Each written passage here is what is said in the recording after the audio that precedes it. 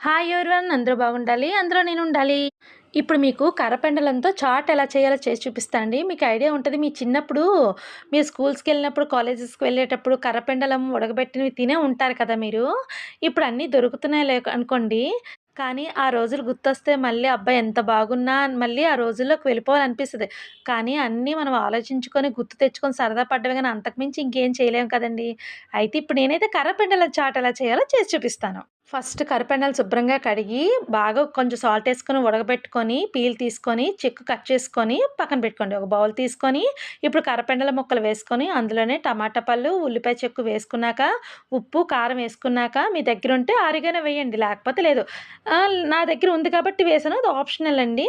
అదయిన తర్వాత potato chips ఏసుకొని, నిమ్మరసం వేసుకొని, బాగా కలుపుకుంటే రెడీ అండి. టేస్ట్ కొత్తగా ఉంటది. పిల్లలకి హెల్తీకి కూడా చాలా మంచిది. Thank you for watching. Bye bye.